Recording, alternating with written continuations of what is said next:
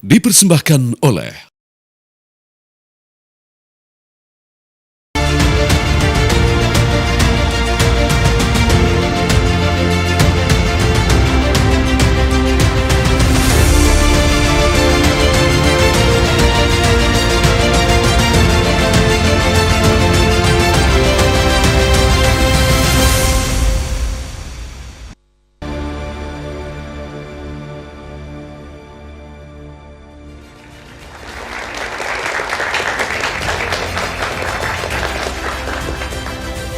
Selamat malam, saya yakin sekali pemirsa belum move on dari pertandingan semalam antara Indonesia kontra Uzbekistan. Anda mungkin masih marah, masih kesel, masih gemes banget.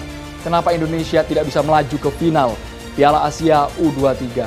Bahkan yang ramai sekarang sepertinya netizen menumpahkan kemarahannya ke akun Sen Hinyu, wasit yang memimpin pertandingan semalam. Tapi apa mau dikata, kita juga harus fair, kita harus mengakui bahwa secara statistik di atas kertas Uzbekistan memang gacor mainnya. Meskipun ada keputusan-keputusan wasit yang dianggap merugikan bangsa kita.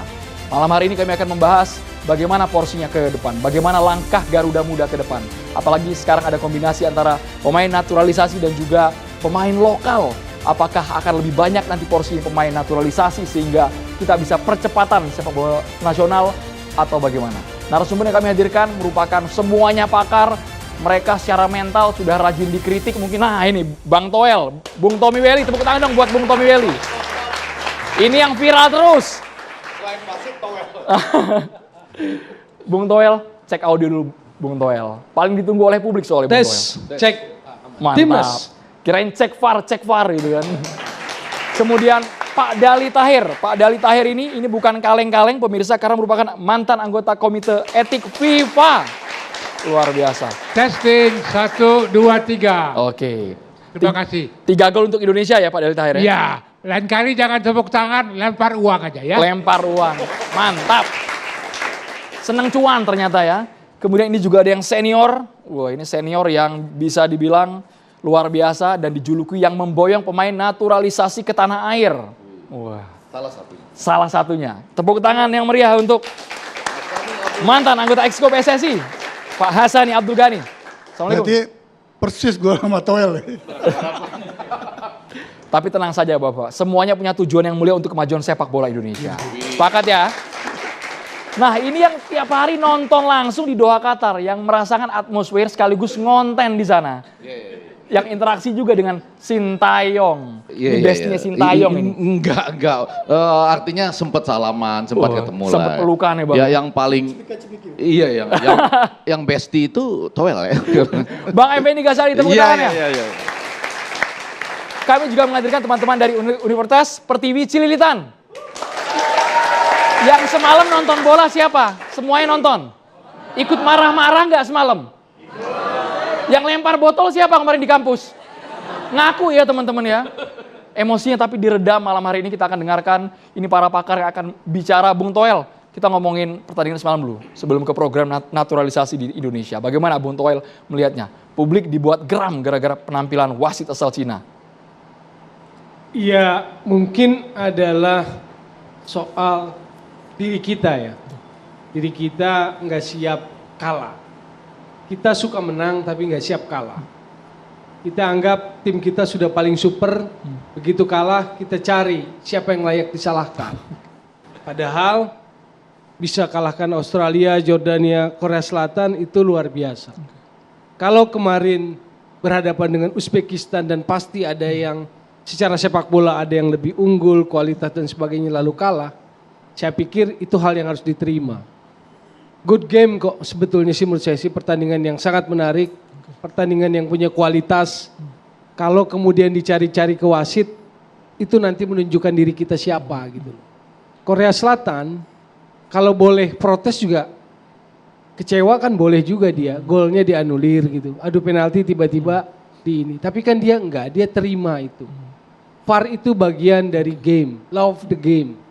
Dari regulasi Piala Asia U23 ada VAR gitu loh. Ada checking VAR gitu kan. Jadi saya pikir ini sebetulnya situasi di mana kita harus introspeksi. Lebih baik review, analisis gitu ketimbang kita menyalahkan wasit, menyerang akun IG-nya wasit seperti akun IG saya diserang Nah, gitu kan. tuh kan. Langsung curhat kan Bung Toel. Mulai dari Nggak, Witan kita senggol Sulaiman. dikit kan. Mulai dari Witan Sulaiman dianggap tackle bersih. Kemudian golnya Ferrari dianulir. Dianggap offside kakinya Sananta. Rizky Ridho dapat merah, Sintayong dapat kuning. Arhan yang dianggap penonton kok tidak diperhatikan ketika dia jatuh. Sedangkan pemain Uzbekistan sepertinya betul-betul dilihat banget sama wasitnya. Bung Toel, sependapat Bung? Iya, karena iklim yang terbangun saya bilang. Iklim yang terbangun kita selalu begitu kita kalah nggak pernah kita melakukan sebuah evaluasi. Contoh, waktu lawan Qatar, clear. Wasit itu kontroversi. Yes, sudah. Tapi kan kita ingin dapat vitamin sebagai insan bola, apa sih analisis sepak bolanya? Yang menyangkut teknis, taktik maupun juga hal lain terkait itu. Misalnya gol bola mati. Kan nggak ada. Gitu loh. Contoh, Sinteyong selesai Qatar, ucapannya adalah ini komedi bukan pertandingan bola. Oke. Buat publik yang nggak ngerti bola, kalimat itu akan memprovok gitu loh, memprovokasi. Kan seperti itu.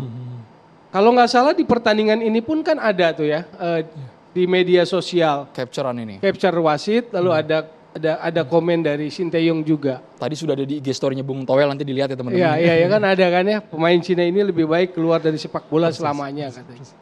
Itu kan kemarahan, emosional. Ini level dia kan pelatih tim nasional Sinteyong. Menurut saya itu akan memprovokasi publik kita.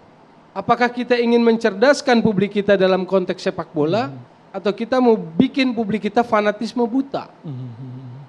Gitu loh. Oke, Bang Effendi Ghazali langsung komentar terlebih dahulu. Siap. Bang, jangan terprovokasi Bang. Jangan. Abang ikut marah nggak semalam? Oh marah tadi malam. Enggak, tapi yang saya mau katakan adalah saya tetap bangga sampai kapanpun karena kebetulan sempat lihat langsung mengatasi Australia, Yordania, lalu menonton dari sini mengatasi Korea Selatan. Sampai kapanpun saya bangga pada timnas kita, tepuk tangan dong, ya itu penting.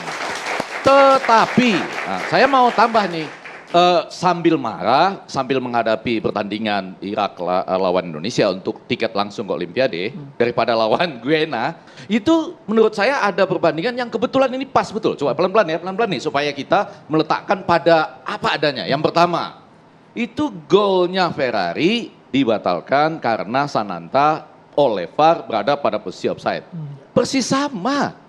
Golnya Korea Selatan Lee Kang-hee dibatalkan karena Eum Jin-sun juga pada menit ke-8 berada dalam posisi offside. Persis sama.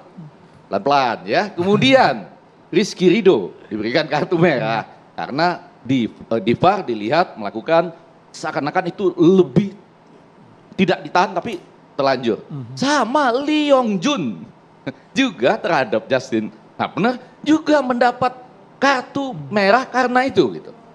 Kemudian pelatih Korea Selatan Wang Sun Hong juga mendapat kartu merah. Pada sisi lain itu Sintayong mendapat kartu kuning.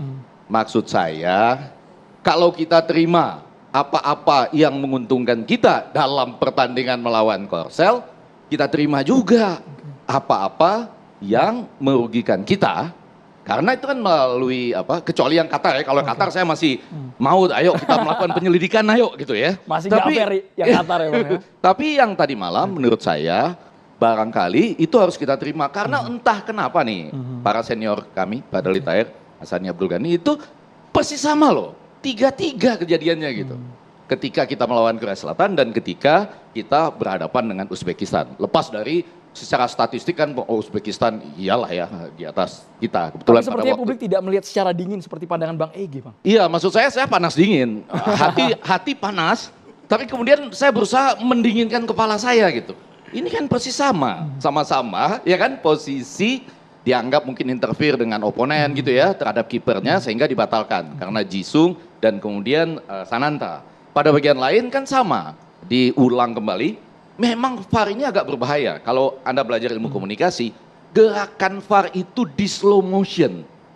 Dramatisasinya lebih besar. Kalau nggak percaya kita coba nanti. Towel boleh sama saya atau Kang Hassani Abdul Bahkan ada Ghani yang ala-ala analisa sendiri Bapak. Ini dilihat dari sudut mana? Dari atas, dari sudut kiri, Dari kiri, sudut kanan. dari kanan. Kalau dari atas sepertinya sejajar. Bahkan Wah. ada pertanyaan Semua jadi pengamat bola. kenapa yang lebih ditekankan itu adalah pada saat kaki Rizky Ridho masuk, kenapa bukan 50-50 yang sebelumnya yang diulang? Kan lebih banyak diulang kan yang pas kaki masuk tuh. Gitu. Saya nanti kena ini nih malah ya.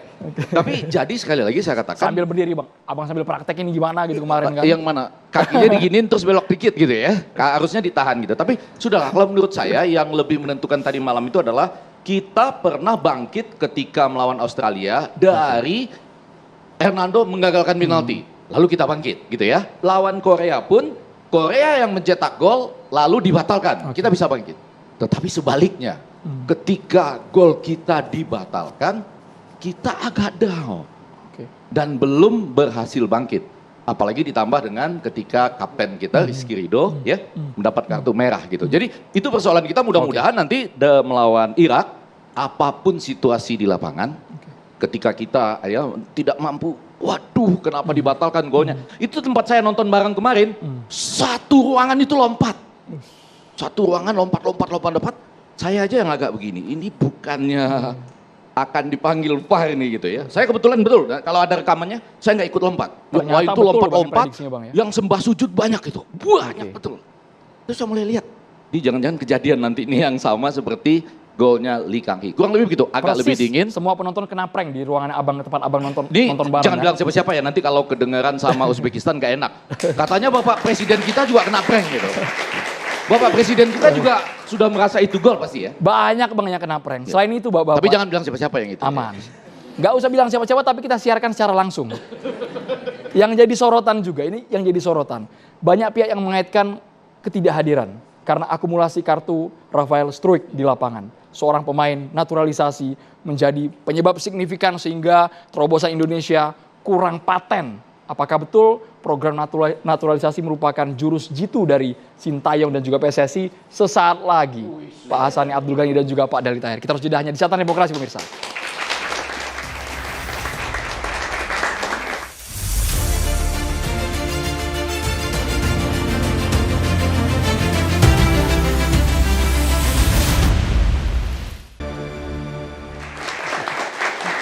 Kita langsung ke Bang Dali Tahir. Bang Dali Tahir, apakah betul Anda melihat ketika naturalisasi digelorakan di Indonesia itu lebih condong jalan pintas untuk mencari pemain-pemain unggul demi percepatan sepak bola nasional kita? Iya, saya rasa memang pembinaan sepak bola itu kan bisa berbagai-bagai cara. Ya, naturalisasi adalah suatu cara yang lebih cepat untuk mencapai sasaran. Ya, tetapi kita harus ingat, bukan itu pembinaan yang benar. Pembinaan yang benar adalah dari usia dini. Ya, kita harus lihat beberapa negara di lingkungan kita seperti Australia yang telah menggunakan pembinaan usia dini dari usia 12 tahun sehingga dalam waktu tidak sampai 10 tahun Australia itu ada langganan Piala Dunia. Berasal dari pembinaan mereka usia dini.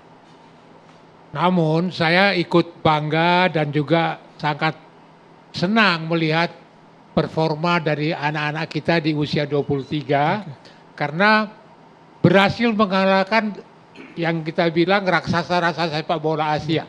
Luar biasa. Selamat buat itu. Jadi secara materi pemain Anda betul-betul mendukung kalau untuk konteks Piala Asia? Ya, dalam menghadapi sasaran jangka pendek seperti ini kenapa tidak? Ya kan? Tetapi jangan dipakai sebagai suatu kebiasaan naturalisasi. Ya, walaupun FIFA membenarkan. Maksudnya kebiasaan seperti apa Pak Dali Tahir? Ya, Karena kami dengar dari Sintayong ini sepertinya roadmap program jangka panjang yang akan disiapkan untuk memperbanyak naturalisasi. Koreksi jika salah. Ya, apakah itu pola pembinaan yang benar? Kita kan juga nggak tahu karena pembinaan itu harus dari usia awal, dari usia grassroots. Bukan tiba-tiba dipetik dari pohon gitu. Ya. Jadi kita pernah memiliki seorang pelatih yang luar biasa tahun 50-an. Namanya Tony Pogacnik. Ya. Dia dari tahun 54 sampai 64 di Indonesia. Menghasilkan pemain kayak Ramang, Ramli, Yusuf Siregar, ya. Yang hebat. Dan ujung-ujungnya Tony Pogacnik jadi warga negara Indonesia. Kebetulan saya satu sekolah sama anaknya. Ya. Jadi memang kita berharap. Jadi Sintayong jadi warga negara Indonesia nih? Nah, menurut saya jangankan jadi warga negara Indonesia, berbahasa Indonesia aja dia enggak gitu loh. Oh. Poganik bisa bahasa Indonesia? Hah? Poganik bisa bahasa Bahasa Indonesia? Indonesia. Orang anaknya sekolah sama saya di perguruan Cikini. Nah itu. Jadi ini yang perlu kita perbaiki. Bukan kalau orang asing berarti benar. Ya di Italia Maksudnya juga bukan begitu. kalau orang asing kualitasnya selalu di atas daripada lokal gitu maksudnya. Saya di Italia 4 tahun, saya sahabat sama Marcello Lippi. Dia bagus. Pelatih-pelatih asing yang di Italia berbahasa Italia gitu loh. Ya. Jadi jangan Kan khusus. ada penerjemah. Izin lu senior, ada penerjemah. Ya, tapi kan beda. Antara penerjemah sama langsung kan beda. Apa namanya, kedekatan perasaan, kedekatan itu lain. Ya, itu. Pak Hasani Abdul Ghani yang memboyong, promotor yang salah satu promotornya ya Bang Effendi Ghazali ya, yang memboyong naturalisasi ke Indonesia. Yang menjadi saya agak nggak enak, yang saya hadapin senior saya. Kalau dengan Bung Towel kita udah maksudnya tinggal adu-adu. Siap Ini sparring aja. di lapangan Iya, ya Pak? sparring. Jadi gini, sebenarnya masyarakat juga harus tahu, sekarang terjadi perubahan di sepak bola di seluruh dunia. Perubahan itulah yang tidak semua orang bisa menerima. Nah, kan naturalisasi ini yang disebut naturalisasi. Ini pengertiannya juga beda-beda. Pengertian yang sebagian saya tangkap sampai malam hari ini, termasuk dari judul yang kita buat malam hari ini, itu seakan-akan naturalisasi itu orang asing kita Indonesiakan. Maka itu terjadi di zaman Gonzales, pemain yang bermain di liga kita, warga negara asing, karena kita lihat bagus, di Indonesiakan. Secara undang-undang dia boleh, kalau dia sudah 5 tahun berada di negara tersebut. Nah, naturalisasi yang kami pegang, yang kebetulan saya memulainya, itu kita tidak memilih pemain asing, tapi anak-anak Indonesia yang telah berpergian ke luar negeri, yang disebut diaspora, itu kita ajak pulang kembali. Ternyata tidak mudah, nggak ada yang mau saat itu. Maka saya waktu itu terbang ke Belanda meyakinkan mereka. Nah, lalu timbul katakan, oh itu dibayar segala macam. No, tidak ada bayaran. Karena setahu saya, setiap pemain yang diaspora yang kami panggil, itu dia bermain di Indonesia, itu karena love, cintanya. Okay. Contoh, Sandy Walsh. Sandy Walsh itu diajak oleh Irlandia, dia menolak. Karena kakeknya berpesan satu hari, kamu harus pulang ke Indonesia. Membela negara aku, kata kakek. Itulah yang terngiang pada diri dia, dan dia akhirnya memilih Indonesia. Walaupun cukup lama dia menunggu 4 tahun. Shane Patinama, orang tuanya meninggal muda karena tabrakan. Karena dia selalu dibawa nonton oleh orang tuanya, dia bilang satu hari kamu main untuk Indonesia apabila ada opportunity itu. Jordi Amat, ini orang yang pertama saya urus. Jordi Amat itu neneknya berpesan, kamu itu pangeran di Indonesia. Karena dia punya turunan kerajaan di Siau. Jadi kalau kamu main untuk Indonesia, itu kamu pasti diulukan dan bangga kami. Jadi orang mengatakan uangnya dari mana? Mereka adalah pemain profesional yang telah dibayar oleh klubnya. Secara hukum industri sepak bola, pemain yang bermain untuk timnas biasa harganya naik. Itu udah hukumnya. Maka mereka mengejar menjadi pemain timnas. Nah, pemain timnas itu kan kita harapkan pemain seorang yang terbaik yang ada di sepak bola. Kualitas di atas rata-rata?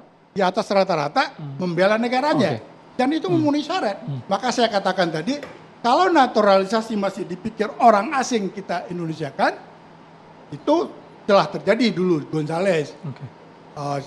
Mungkin ada Beto segala macam.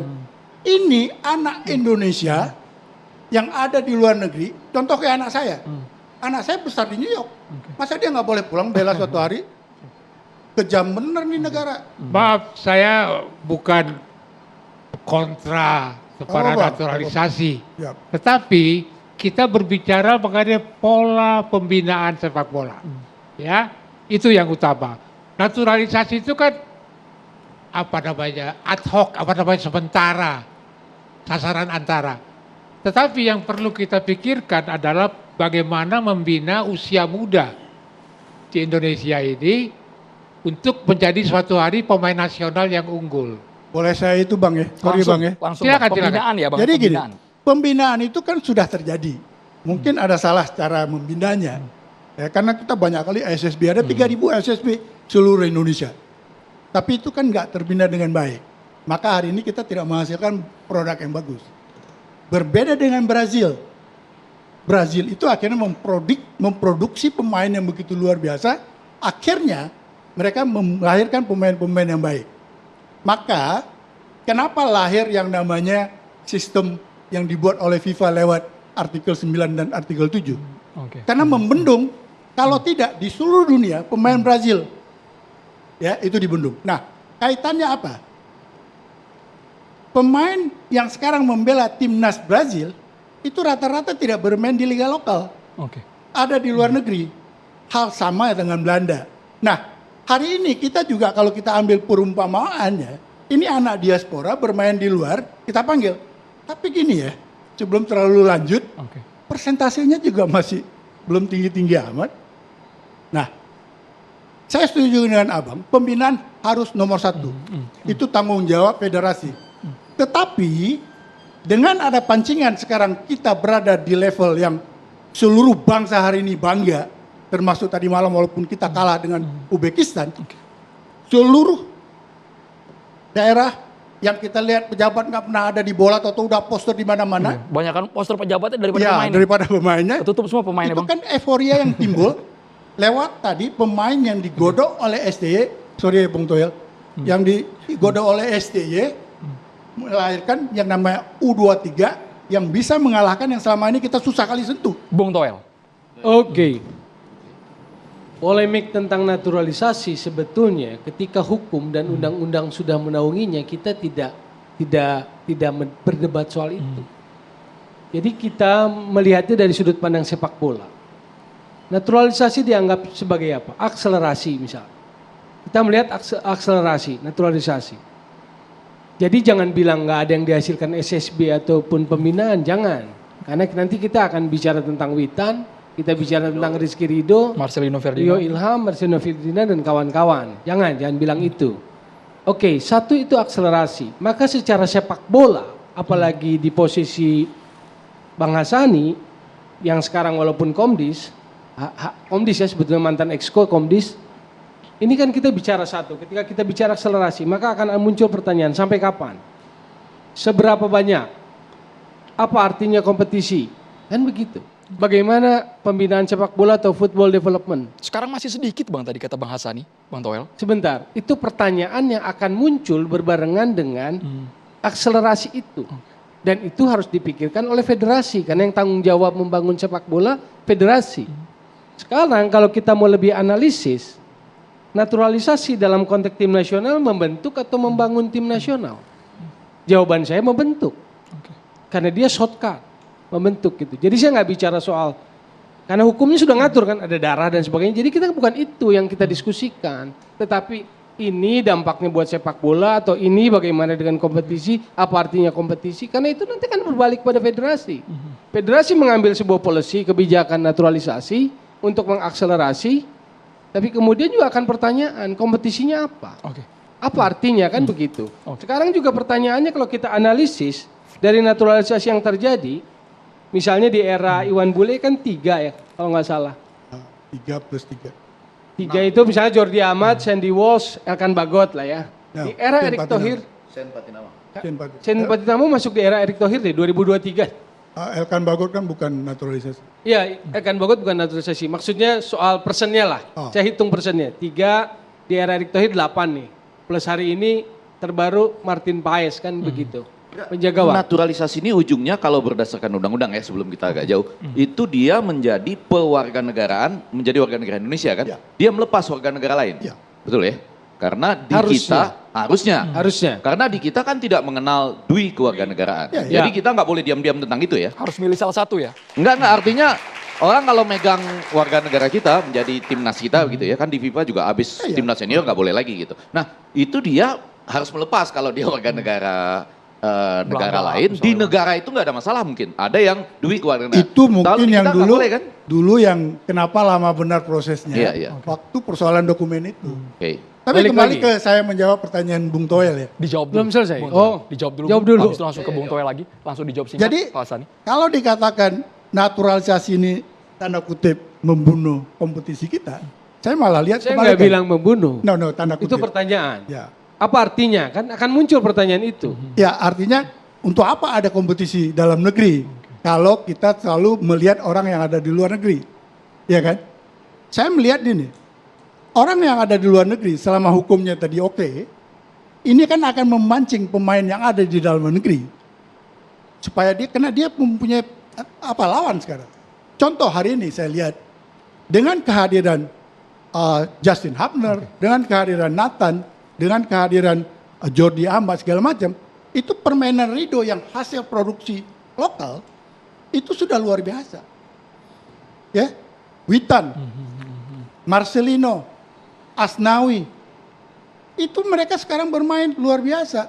Nah makanya kita kemarin disajikan pertandingan. Bukan di merasa tersisihkan ya Pak Hassani? Tidak. Makin termotivasi? Martin termotivasi. Bukan sebaliknya? Kalau sebaliknya mereka tidak mempunyai fight kayak gitu, nggak usah main di timnas. Pemain timnas ini harus ada fighting. Apa pertanyaan? Jadi saya pikir sebenarnya ini win-win. Jadi Nggak ada yang pemain saling naturalisasi dirugikan. didatangkan ke timnas buat memancing, buat memantik yang lainnya agar kualitasnya bisa menyamai dengan mereka. Mengakselerasi tim nasional. Proses tim nasional, membangun tim nasional dimanapun, teori sepak bola dari bawah, lalu lewat kompetisi. Begitu teori sepak bola. Bangunnya adalah piramida, youth, elite club, national team di atas. Akselerasi di mana? Dari sini bukan. Naturalisasi dari sini datang, akselerasi. Ini Suntikan, boosting kayak gitu. Oke. Ya kan? Bahwa manfaatnya bla bla bla bla nanti meningkatkan is oke. Pertanyaannya yang nggak boleh kita lupa, kita harus bangun sepak bola Indonesia. Sekarang pelatih tim nasional Sinteyong, dia pelatih tim nasional Indonesia, bukan pelatih tim nasional naturalisasi. Kita analisis. Naturalisasi kita analisis. Sejak tahun lalu lah yang gampang. Kan naturalisasi sudah masuk. Lawan Irak 5-1, kalah 5-1 di Basra. Naturalisasi ada nggak? Ada kan? 5 main situ. Jadi tidak jaminan ya Bung Toel? Ya, lawan Filipina 1-1. Oke. Maksud saya, bahkan event naturalisasi pun tidak akan bisa langsung mengubah situasi. boleh. Sebentar. Sebentar. Kapan berubahnya? Sebentar berubah. Naturalisasi itu membuahkan hasil ketika menang lawan Vietnam 1-0 di Piala Asia, menang 1-0 di kualifikasi Piala Asia, dan 3-0 di Hanoi. Di Hanoi begitu superior karena siapa? Kalau kita analisis lebih dalam lagi secara tenis, kehadiran Tom Hai dan Ragnar Ortmangun. Iya. Jahit Fest Jadi juga ya. Jazz. Iya. Jadi penambahan itu yang membuat sebuah boosting lagi. Boleh. Gitu loh. Udah Maka boleh. kemudian ini akan muncul pertanyaan kalau kita kritis. Tapi kita kritis, kemudian akan dicap. Oh, anti naturalisasi, anti STY, local pride, kan begitu. Serba salah ini, sepertinya yang Ya, dialami Bung Toel karena saat saya ini. tanya kan, sekarang Oke. pertanyaan dengan naturalisasi yang begitu signifikan, terutama Tom Hai, Ragnar, dan Jai Izes, yang bikin menang 3-0 di Hanoi. Pertanyaannya, kehebatan kita karena kualitas naturalisasi atau kecerdikan taktikal Pertanyaan Sinteyong? ini harus dijawab sama Bang Hassani, Bang Egy sesaat lagi. Oh, Kita saat harus lagi. jeda hanya di catatan. Sebentar.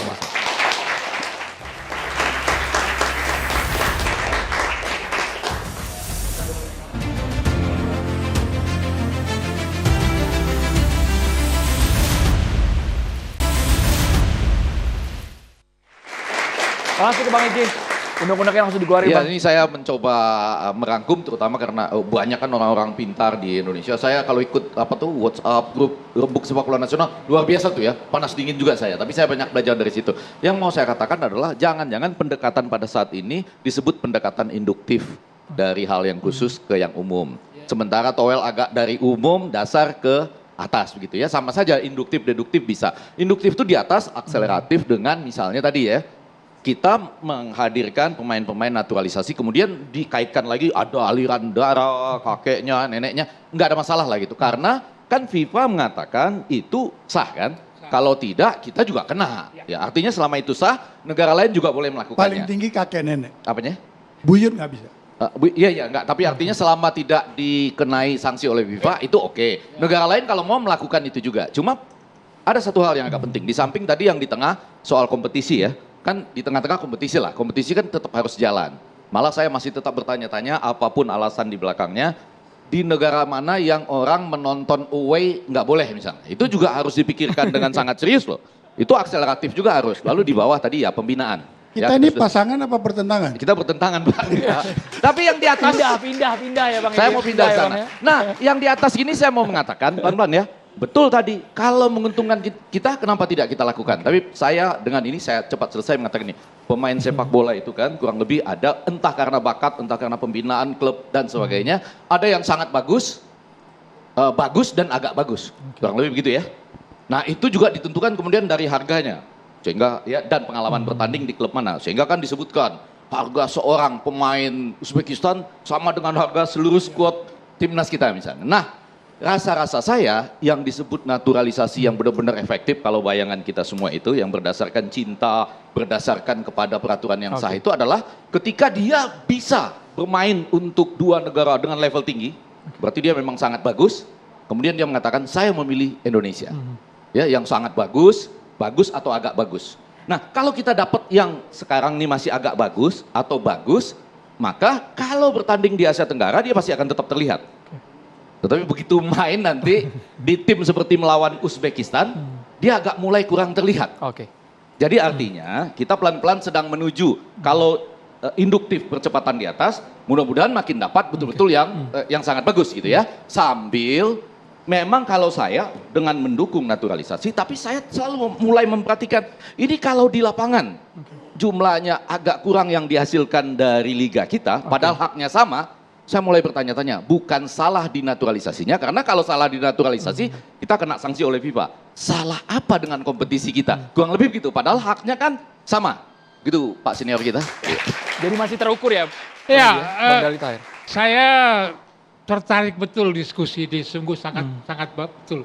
Hanya satu hal ya, kalau kita berbicara Indonesia di Asia, kita negara ketiga di Asia, jumlah penduduk. Saya pernah ditanya oleh salah seorang presiden Republik kita, Mas Dali, kenapa ya 200 juta penduduk nyari 11 kok nggak bisa kita? Ini saya kira-kira tahu Tunggu presiden dulu. yang mana nih, saya kira-kira tahu ya. Saya bilang sama beliau, Bapak salah. Loh, saya kok salah, kata presiden. Bapak siapa Begitu. itu presidennya? Bang Dali. Almarhum. Almarhum. Oh. Jadi nggak boleh disebut. Oh, siap. Ya. Jadi saya bilang, Pak, saya 4 tahun di Itali penduduknya 50 juta. Bapak tahu pemain bola terdaftar Itali berapa? Berapa Mas Dali? 3 juta Pak. Indonesia 200 juta penduduknya. Pemain bola terdaftar 300.000. Jadi ngambil 11 dari 300.000. Nah ini yang harus diperbaiki oleh Federasi Sepak Bola kita. Agar pemain-pemain yang terdaftar di klub-klub ini lebih banyak lagi yang diambil, yang didata. Itu ya. Bang, Karena boleh saya sedikit potong? Sorry. Karena saya pikir ini kesempatan juga. Jadi gini, apa yang abang maksud itu sempat keluar satu-satunya olahraga yang keluar impres itu kan sepak bola. Percepatan persepak bola nasional impres nomor 3 2019. Kebetulan saat itu waktu saya masih esko saya ditunjuk sebagai ketua tim ad hoc-nya. Di situ saya buat tim kecil. Akhirnya kita meneliti apa sebab sepak bola kita stagnan. Setelah kita teliti, ternyata dari 3.000 SSB itu tidak terorganize dengan baik. Mereka lahir sendiri-sendiri dengan cara sendiri-sendiri. Kalau ibarat saya mengatakan karena daerahnya subur, tumbuhan itu tumbuh tapi tumbuh sendiri. Berbeda kalau kita lihat Thailand, tumbuhannya jadi punya nilai. Di kita enggak. Lalu setelah itu, saya berpikir, kenapa enggak kita manfaatkan impres ini untuk kita lahirkan sebuah hal yang bagus. Lalu kita teliti, kita riset di 2 negara. Di Belgia sama Jerman. Di Jerman itu ada yang namanya School of Excellence setelah mereka gagal di Piala Eropa. Lahirlah 42 atau 48 School of Excellence. That is very good. Sebenarnya kita sudah punya kayak PPLP gitu. Nah, waktu itu saya mengharapkan kalau setiap provinsi bisa melahirkan sebuah School of Excellence dengan menampung bibit yang ada di sekitar itu lewat SSB, maka kita akan melahirkan banyak pemain. Persoalan berikutnya, sebentar Bang. Persoalan berikutnya, setelah mereka naik dari situ kemana? Akademi, milik klub. Setelah akademi harus ada dream. Dream itu yang namanya industri. Yang Liga 1 kita hari ini. Persoalannya, Liga kita itu nggak ada kepastian. Makanya apa yang diworikan oleh Bung Toel, itu saya setuju. Kenapa? Karena kita nggak stabil di Liga 1. Salah satunya adalah kebijaksanaan pemerintah juga. Balik-balik ke pemerintah lagi. Ke pemerintah lewat izin. Nah, maka saya mengharapkan saat itu, kalau Impres ini bisa melahirkan yang namanya Perpres atau Kepres, mencabut izin keramaian, khusus untuk sepak bola, mengeluarkan izin industri. Maka ada kepastian. Kalau ada kepastian, investasi akan masuk. Kalau investasi masuk, Peluang untuk berkembang akselerasi. berkembang, Oke. tadi yang Bung Toer ragukan, maka ke depan kita nggak perlu lagi pemain dari luar negeri. Karena pemain kita udah bagus, kualitasnya ada. Tanpa harus naturalisasi lagi. Naturalisasi itu different. Oke. Karena yang kita lakukan sekarang bukan naturalisasi. Yang kita lakukan hari ini adalah memanggil anak-anak Indonesia yang ada di luar negeri. Oke. Jadi persepsi itu dulu kita satukan. Oke. Enggak, Bung Toel. namanya tetap naturalisasi. Prosesnya naturalisasi. prosesnya tetap namanya benar naturalisasi. karena dia pindah warga negara. Iya, namanya tetap naturalisasi. Tapi naturalisasi yang ada di masyarakat, dia pikir itu orang asing di Indonesia Indonesia kan. kan. Kita paham kompetisi Liga 1 misalnya atau kompetisi di bawahnya Liga 2 atau Liga 3 belum ideal. Itu PR bersama atau lebih tepatnya PR-nya federasi lah, urusan sepak bola. Cuma seburuk-buruknya kompetisi itu adalah rahim buat tim nasional. Di sanalah kita harus ambil. Artinya pasti ada potensi, pasti ada kualitas di sana. Hanya mau nggak jeli gitu kan. Maka kita harus dorong itu. Sebetulnya yang dikhawatirkan dari naturalisasi adalah membunuh harapan. Bukan membunuh kompetisi, bukan membunuh harapan. Harapan anak-anak muda kita yang kalau bicara bakat tersebar di mana-mana. Nah itu konteksnya nanti football development. Gitu loh. Sekarang tadi Andro sempat singgung soal pertandingan semalam. Apakah karena nggak ada Rafael Strike? Oke. Itu pernyataan yang berbahaya. Secara analisis pertandingan itu mungkin oke. Ada plus minus nggak ada Rafael Strike. Tapi ketika pertandingan itu katakanlah salah satu faktor utamanya kita di depan karena nggak ada Rafael Strike, itu bahaya. Karena apa? Artinya ada ketergantungan pada satu pemain. Padahal Rafael Strike baru bikin gol di Korea. Betul. Ke gawang Korea. Ke gawang Korea. Kalau overall kita bicara, overall Piala Asia U23, menurut saya man of the match atau pemain kunci yang menghidupkan tim itu, saya sebut 4. Yang pertama Bang. Sorry 5 lah ya, Hernando Ari, Rizky Ridho, Nathan Chuaon, Witan dan Marcelino. 5 pemain itu yang kasih warna, kasih Artinya kekuatan itu kan utama. semua pemain lokal. Iya, Ada satu. maksudnya Iya. di, Oke. di kasus Nathan Piala- Nathan doang. Nathan doang di ya. kasus U23 Ya artinya saya lihat Sebentar. ini tidak membunuh. Malah Harapan. membangkitkan. Kecuali yang dibunuh mental tuh dia. harapan. Itu yang bahaya. Nggak membunuh harapan. Ya makanya, harapan yang bahaya. Itu kan kekhawatiran. Tipikal orang itu nggak mau istilahnya fight. Atau di tengah-tengah, kenapa di antara para pemain liga kita tidak ada yang Nah, bisa maksudnya ditampilkan pada saat Sturridge tidak bisa tampil? Makanya di misalnya? U23 Ya kan dipasang peran Sananta. Iya. kontribusi sekarang naturalisasi saling berdebat itu satu bukan sama yang lain. paling dominan gitu loh. Nggak dominan. Nggak, saya Tapi kurang di senior sepakat kalau waktu lawan membunuh, Vietnam tapi dominan. Tidak membunuh. Oke. Tidak membunuh. Tidak Yang membunuh dibunuh harapan. harapan. Jadi sebenarnya sinergi. Jadi sinergi. Kalau membunuh yang ini harapan, juga- kita bicara tentang youth di bawah. Oh Suara iya, harapan. kan mereka kan dengan dia lihat Ketakutan. hari ini Indonesia naik. Ketakutan itu yang harus direkam. Hari ini Maka harus Bung dikasih Toya, jalannya. Bung Toya coba lihat hari ini. Ya, ya. Kita nggak lagi target ASEAN. Kita udah main Asia. Ada kebanggaan di seluruh bangsa kita. Tapi ambil Nah tetap itulah itu. kebanggaan itu Enggak, akan tetap lahir di harus generasi diambil. muda. Karena di kita generasi nggak- muda, maka mimpi cap yang Anda itu, katakan mahkota tadi itu harus mati tetap diambil. akan hidup. Kita nggak akan pernah prioritas ASEAN. Tapi kalau main di ASEAN kita harus ambil. Itu kan logika sepak bola. Bahwa kita ingin Asia iya. Tapi kan clear Asia juga Asia mana kita baru bersaing. Boleh. Ini Dari sekarang- urutan pertandingan kemarin menang baru mana coba? Enggak, Dari enggak, Vietnam doang. ini nanya ke apa Oke. namanya ke Ke Bung Toel. Ya, ya, ya. Hampir bilang tanya ke Sintayong, ke Toel gitu maksudnya. Ya, ini Toel kan agak menarik selalu antara lain membahas sekarang lebih banyak naturalisasi Sintayong. Tapi kan sebetulnya bicara naturalisasi nature ya dari federasi kita, kenapa nggak misalnya agak ngotot juga bicara bahwa ini lahir dari sebuah federasi gitu ya, yang pemilihan misalnya tokoh-tokohnya atau exco-nya pakai uang misalnya. Nah kan artinya bagaimana caranya Anda memberantas mafia, pertandingan dan lain sebagainya kalau Anda untuk menjadi aja pakai uang misalnya. Saya ngomong naturalisasi, mengkritisi Sinteyong disebut mafia bola loh. Oh, iya. Berarti saya mafianya dong. Iya. Buktikan lah ya. Enggak maksud saya ini kan Sampai satu ada tuduhan kesatuan ke sana lah ya ya. Bang, sejauh Iya, ada iya, iya. Naturalisasi pemain. Jadi ada bahayanya naturalisasi juga. yang sekarang bukan soal sepak bolanya, tetapi pembelahan di publik. Itu yang bahaya. Enggak, ini Di naturalisasi publik bola juga yang pembelahan. mau saya bicarakan. Naturalisasi pemain pada level akselerasi. Ya. Dan kemudian naturalisasi orang-orang yang mungkin nggak layak masuk di situ. Tapi karena uang bisa masuk di situ. Saya- Bisa gitu nggak? Saya Naturalisasi? Iya. Ya nggak mungkin, nggak harus, nggak boleh dong kayak begitu. Nah, naturalisasi dalam tanda petik untuk para pengurusnya gitu Oh. maksud saya. ini topik ini memang akan menimbulkan pro kontra pasti. Tetapi federasi seharusnya bersama dengan kantor Menteri Olahraga itu menciptakan pola pembinaan dini yang final. Tunggu dulu. Tadi itu saya sebut. Ya, Bang. saya usul gak usah jauh-jauh. Proposalnya udah saya kasih ke ketum Iya. yang baru. Tapi belum diimplementasikan. Karena kan kita lagi sibuk nih. Oke. Gak usah jauh-jauh ke Belgia, ke Jerman, pergi ke Australia. Itu contoh yang jelas. Dan Australia bersedia membantu Indonesia di dalam rangka pembinaan usia dini ini. Oke.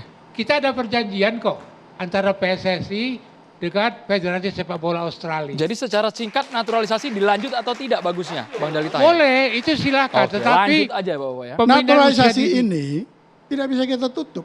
Karena apa? Kita mencari anak Indonesia yang ada di luar negeri. Oke. Saya kasih pertanyaan bola boleh nggak? Boleh Bang. Hernando Ari hebat nggak? Hebat. Hebat, keren. Karena Keren. Tega nggak kita lihat dia di cadangan? Karena ada Martin Paes misalnya hadir. tinggal persaingan. Kalau persaingan itu tidak ada pada seorang atlet, maka selesai dia Artinya seorang naturalisasi tidak otomatis. atlet. Bukan. Kita bicara profesional Enggak, dulu. sekarang Dia dia bukan naturalisasi pemain amatir. Sebentar, Tidak. hakikat Bukan pemain naturalisasi amatir. kenapa? Karena Jangan dia dulu. punya kualitas yang signifikan berbeda kan? Bung Toel, saya Bener mau nggak? tanya dulu. Kalau saya sama Nah, jangan Bung Bang Toel. Andika jadi sama-sama aja nggak usah direkrut kita kan? Bung Enggak, Toel. artinya naturalisasi Ya, ya. tidak Saya- menghabiskan saya hak mau pemain tanya lokal dulu. kan? Iya. Kita bicara amatir atau profesional? Profesional. Kalau Hakikat profesional, naturalisasi apa Bang? dengar dulu, Bung Toel. Pemilihan seorang kualitasnya. seorang Ya. pemain bicara internasional nih, dia paling takut kalau cedera.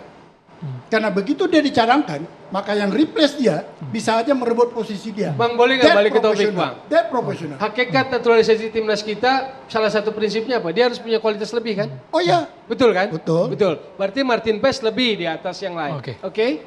Berarti pertanyaan saya itu, saya hanya ingin menchallenge menguji tapi akal kan sepak bisa bola saja kita gitu. si Hernando ini belajar Oke. sampai dia Saya akhirnya setuju. bisa menjadi Dia yang sep- utama. Oke. Lalu kemudian Martin Paes jadi cadangan. Apakah untuk cadangan kita butuh naturalisasi juga? Bapak-bapak boleh setuju sama saya karena kita harus iklan dulu. Hanya di Carta Demokrasi kita kembali pemirsa.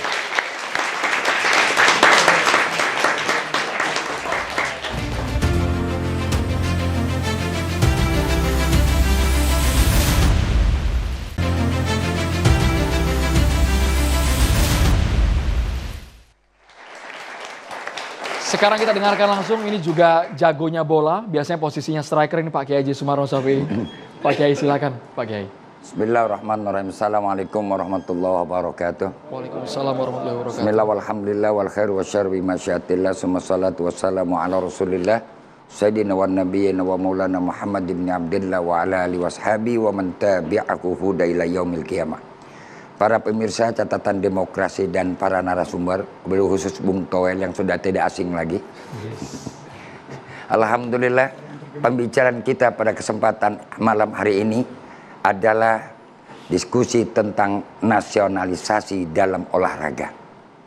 Dan ini adalah bagian yang amat betul-betul menyita perhatian dari minggu-minggu terakhir ini. Karena sungguhnya apa yang menjadi harapan kebanggaan bangsa dan negara kita baru saja mulai terwujud dan kelihatan. Kita apresiasi kepada PSSI, apresiasi pula kepada Bung Erick Thohir, dan juga kepada seluruh para anak-anak muda kita yang tengah berlaga di tengah-tengah kancah perhelatan sepak bola. Walaupun malam kemarin ada hal yang menyakitkan barangkali dari perjalanan kita yang memang bukan menjadikan harapan namanya tim debutan, tahu-tahu menjadi tim yang mulai ada diperhitungkan, penuh dengan tanda tanya. Olahraga adalah segala raga kita. Di balik raga ada pikiran. Artinya dalam berolahraga harus pakai strategi. Yang kedua, dalam olahraga di balik raga ada perasaan. Juga harus ada kejiwaan. Maka menarik pada malam hari ini, bagaimana kejiwaan dalam olahraga itu tumbuh dan timbul dengan rasa nasionalisme kita. Naturalisasi kita tidak anti, tapi yang lebih penting adalah membangkitkan dan membangun generasi dari anak negeri. Kita tidak anti dengan naturalisasi, tapi membangun untuk regenerasi anak negeri itu jauh lebih baik. Karena naturalisasi tidak menutup kemungkinan akan terjadi dua warga negara. Dan ini yang paling kita khawatirkan. Hanya datang kemari hanya untuk mencari gengsi, tapi bukan sekadar mencari prestasi. Yang ketiga, saudara-saudara, dalam olahraga juga ditata bagaimana menanamkan kejiwaan kita. Supaya kita memiliki jiwa yang tangguh. Kalau malam kemarin kita mulai terpepet dan terpukul dengan Uzbekistan dengan 0-2, bukan berarti kita kalah. Tapi kita disuruh lihat ke belakang, mengatur strategi. Bukan sekedar mengatur fisik, mengatur strategi yang lebih penting. Jangan kita salahkan wasit. Wasit ada aturan. Adalah pemenang yang sejati mereka yang mengakui kekalahan. Buat apa artinya kita jadi pemenang, tapi kita tidak mau jadi pecundang. Jangan hanya pandai kita mencundangi orang, tapi pandailah kita menerima bahwa kita juga pernah jadi pecundang. Inilah pelajaran dari olahraga. Mudah-mudahan ada manfaat buat kita semua. Usikum wa nafsi bitaqallah faqad fazal muttaqun. Assalamualaikum warahmatullahi wabarakatuh. Waalaikumsalam warahmatullahi wabarakatuh. Terima kasih banyak Pak Kiai Sumarno, Pak Sani, Bang Ege, terima kasih Bang Dali, Bang Tommy Well, terima kasih. Coba teriakan Indonesia gimana Bapak-bapak? Indonesia. Indonesia yang mana dong? Yang keras dong. Indonesia nomor 1. Wih, paten semua. Terima kasih banyak. Garuda di dadaku. Siapa kita? Tommy Welly. Terima kasih banyak Bapak. Siapa kita? STY kata Bung Tommy Welly ya. Teman-teman dari Universitas Pertiwi, terima kasih sudah hadir di Carta Demokrasi. Semuanya punya analisa yang kritis sesungguhnya untuk kemajuan sepak bola tanah air. Saya Andromeda Mercury, selamat malam. Terima kasih, sampai jumpa.